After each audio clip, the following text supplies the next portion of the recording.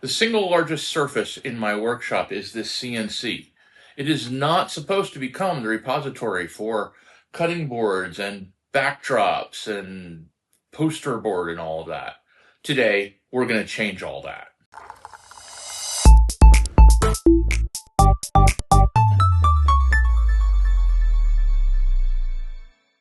Welcome back to Advanced Geekery. My name is David Gewertz, and today what we're going to do is upgrade the CNC cart, giving it a new storage location for all of these flat things that don't belong on top. In fact, what we're going to do, and yes, it goes up. There's a video for you to watch that shows you how to make this thing go up and down. Oops. Come on, all the way. There we go. All the way.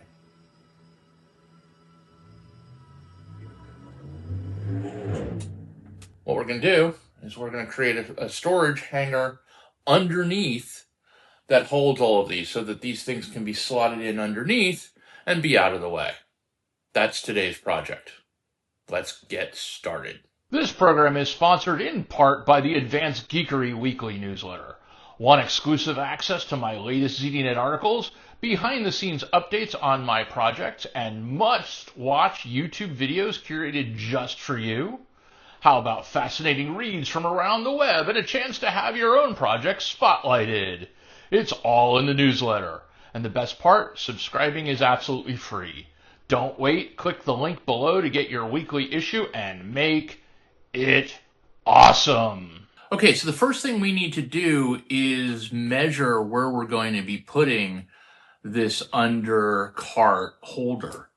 And we know the dimension from the front to the back of the cart is 42 inches, but I don't know the dimension between two legs on either side.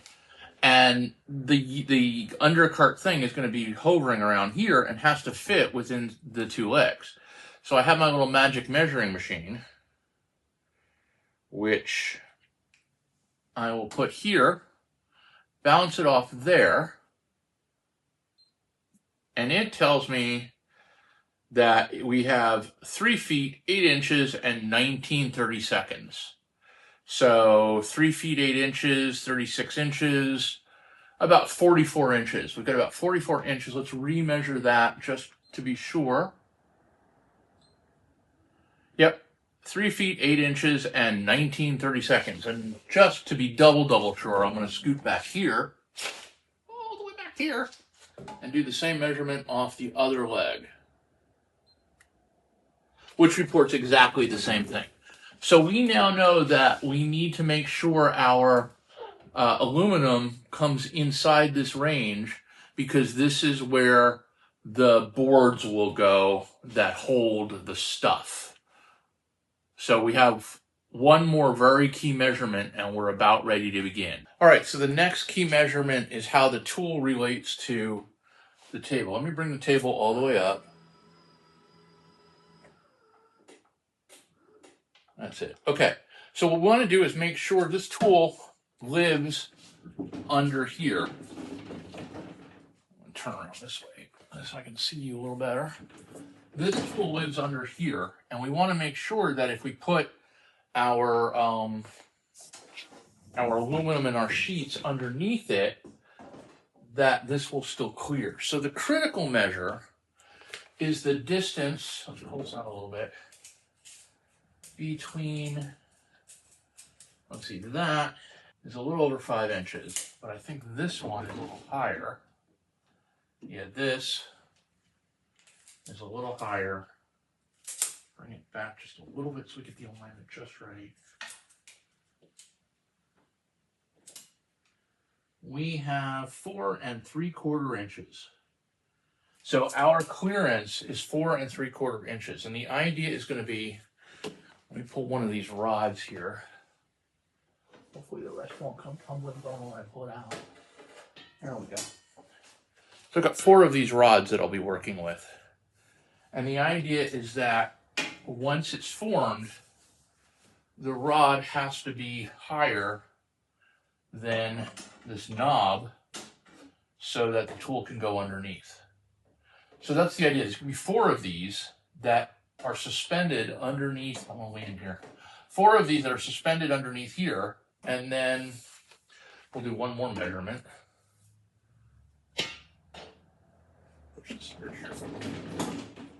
And then 2 of these, which will have to be cut down, which is very thin melamine, will go on that suspended pieces of aluminum, on those 4 pieces of aluminum. And this should be 2 feet. It is 24 inches.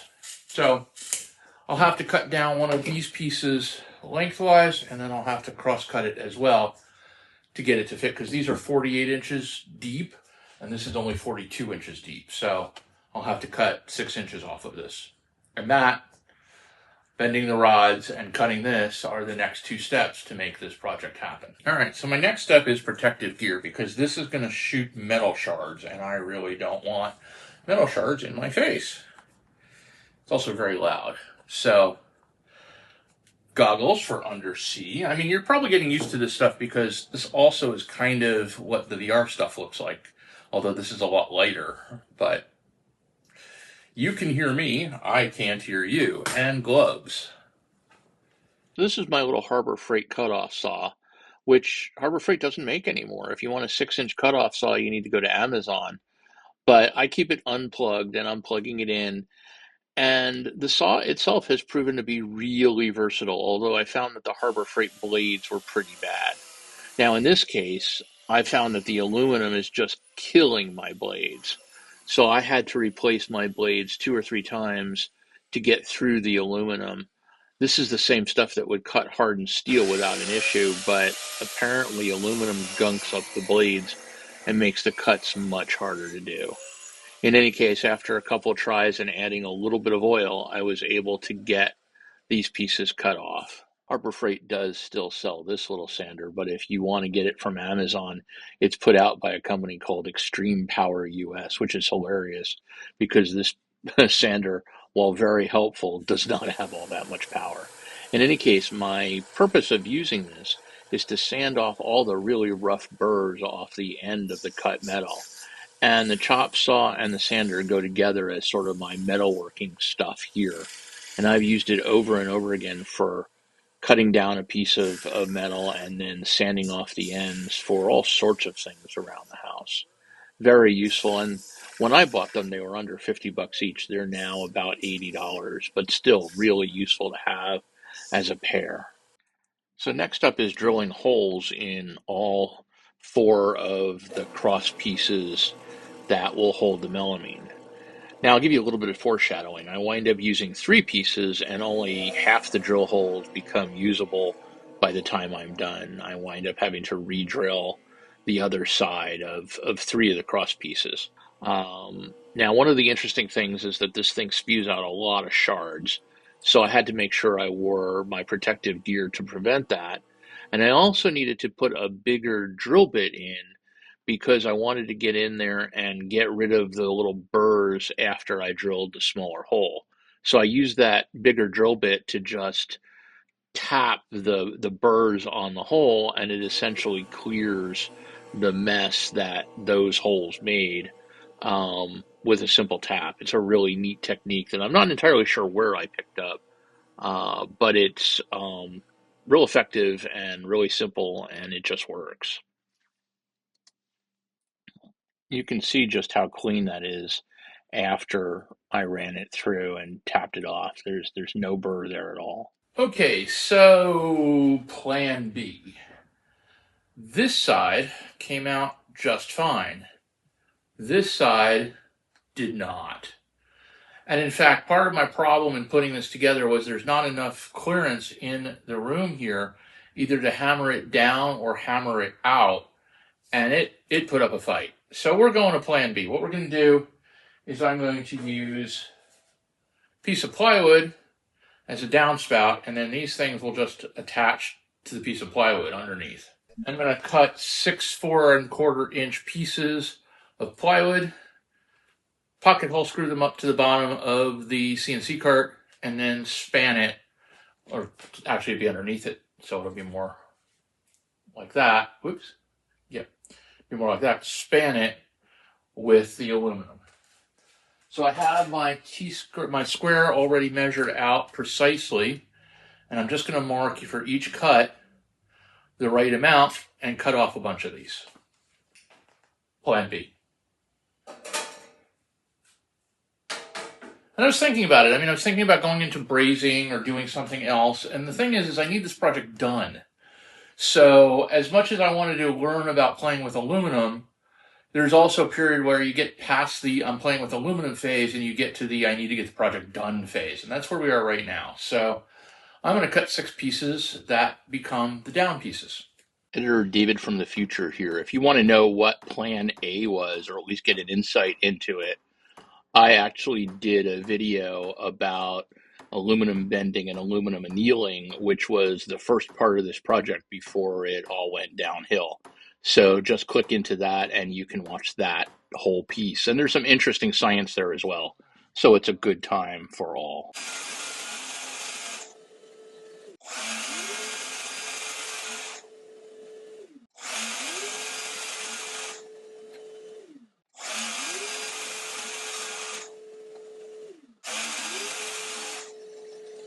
All right, well, if there's one thing I've talked a lot about in this shop, it's using the pocket hole jig, because that's the thing I kind of started with as my first and pretty much still my only kind of wood joinery other than just, a straight butt joint. So I have cut 5 of these little holders, which are going to come down from the bottom of the cart and attach to aluminum. So we're going to have basically a structure that, if I can hold this and not make it fall over, will be something roughly like this but longer. And then the melamine will go on here. The only problem is I ran out of this size wood after 5 of these things instead of 6. So I kind of did a hack. I took 2 half-inch pieces and see if I can take them out of here now. Glued them together with a combination of wood glue and super glue. And now I have, this is a little bit thicker than the others. This is, I guess, theoretically a ½ inch times 2, which it's really not because wood is never the same, but it's pretty much the same and it's the same size. So they all match. So there we go. There's one other aspect of pocket holes I don't think I've really focused on in my previous adventures in pocket hole drilling, and that's dust collection. I have my dust cord here with my custom dust adapters that I've 3D printed, and I've got one specifically for the Craig pocket hole jig. And the reason is that this thing produces a phenomenal amount of chips and dust when you're doing this drilling, a lot more than I would have expected. So I'm going to attach the dust collector here. Bring these guys in. There we go. And pocket hole drill.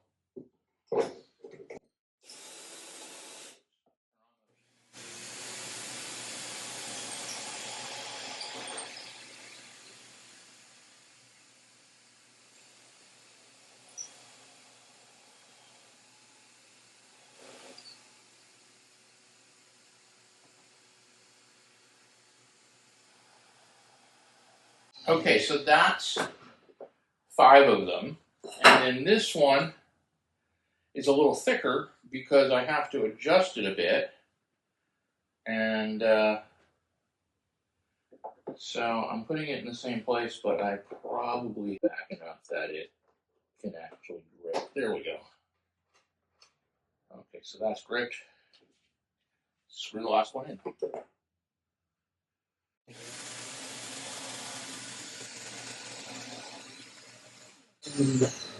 There we go. My hacked piece of wood is also got pocket hole screws ready to come through.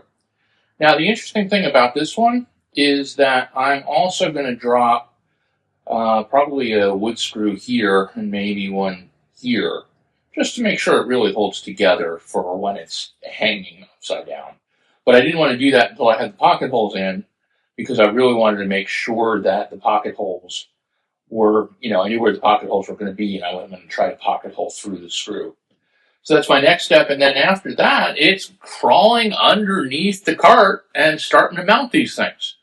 So stay tuned. Okay, so this next step may well be the most important of the whole project. And that is making sure that this, plus this, the longer version of this, will allow this to pass. So let's see. You're gonna watch with me and cross your fingers. This will be this way normally, but let's just do it this way for secure. All right, we have about a 1/2 inch of clearance on that side. I think you can see it. About a 1/2 inch of clearance there. And a bit more there. So this will work with a little bit of clearance to spare. Awesome. All right, so it's time to put these things under here. All right, so there's a lot of noise going on outside, but don't worry about it. It's just a day off for everybody and there'll be noise. So I am packing myself up a little kit to take underneath the CNC table. I've got a monopod, which I hope to connect with this adapter and add that here.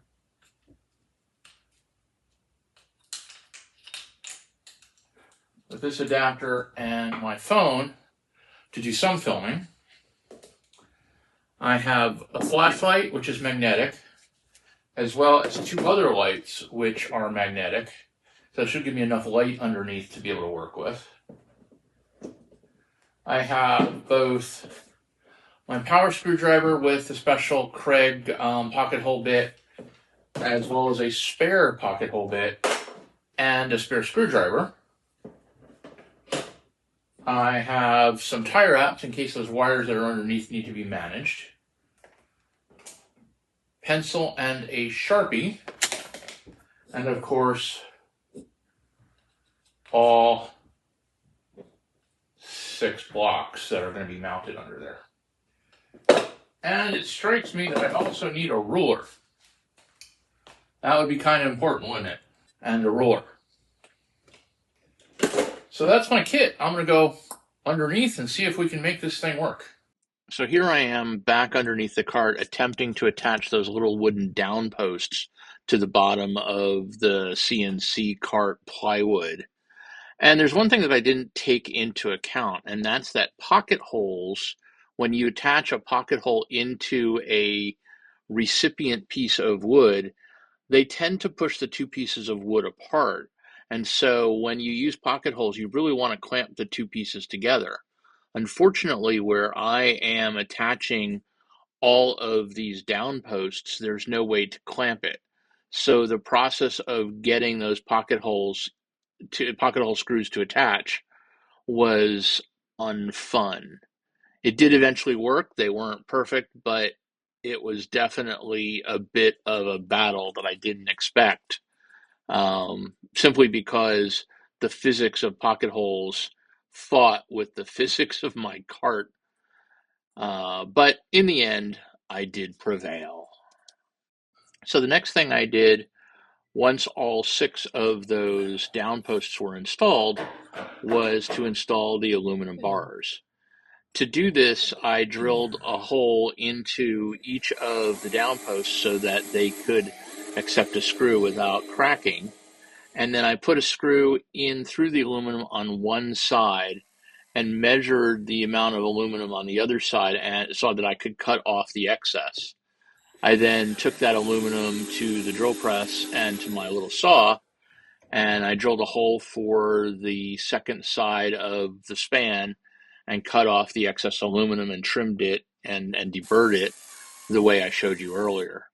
And then I attached all 3 of the aluminum pieces.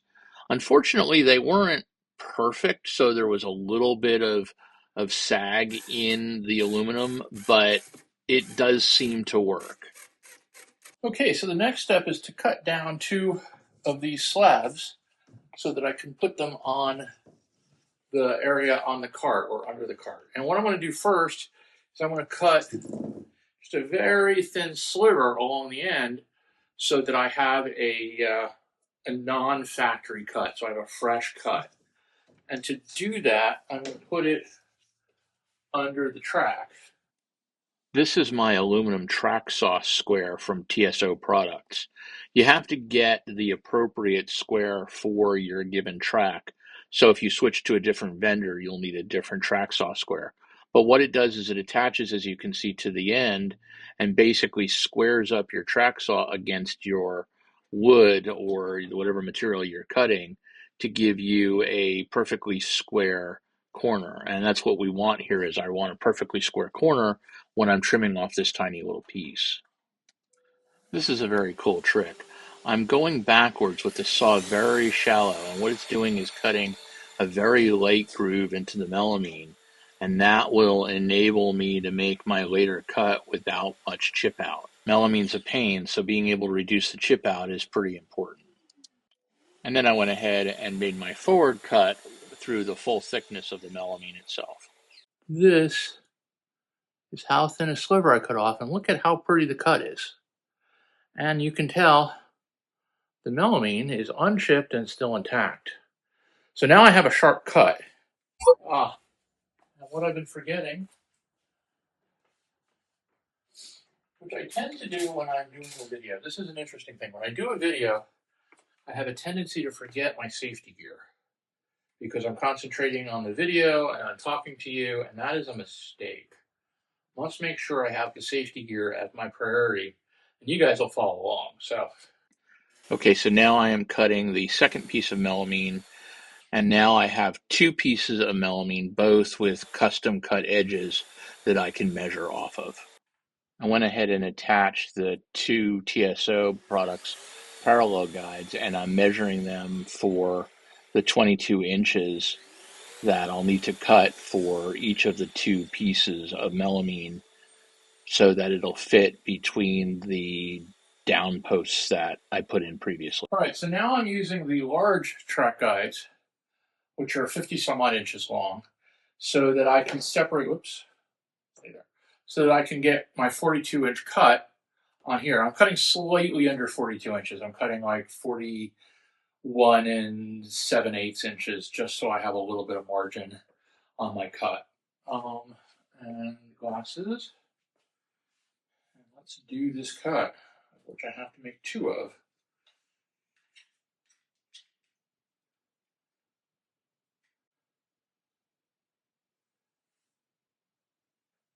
It was getting late in the day and I forgot to score backwards before cutting forwards, but they turned out okay. But it's all done. So the next step is putting it in the unit and then putting my stuff away. To hold the melamine in place, I just used double-sided sticky tape that I use for the CNC and put the melamine on top. Okay, it's about 3 months later, and as you can see, the top of the CNC is clean. It does not have all the poster boards and backdrops and things like that on it anymore. I've been able to do a couple of CNC projects simply by moving the stuff out from under the CNC, running the CNC and putting it back. I haven't had to run around trying to find a home for all of those big poster boards and such. So it's been quite a success. And here's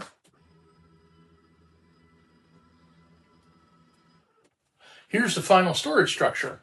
Now, a couple things occurred that I did not fully expect. One is that the aluminum sagged a little bit, which I really didn't expect. But, it still works. It will hold the sander that's on the other side of this flip table, but it turns out that if I just flip it over and I put the router under instead, it slides in with zero problem. Just have to get it in and align it just right. It slides in with absolutely no problem, and I still have room for storage. Even better is that I have this cart,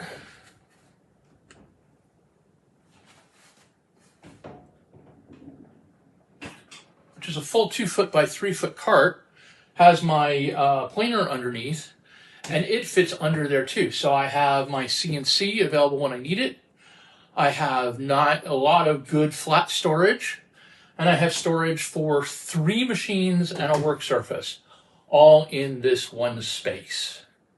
So there you go for Advanced Geekery. My name is David Goodworks. Go out there and store something awesome.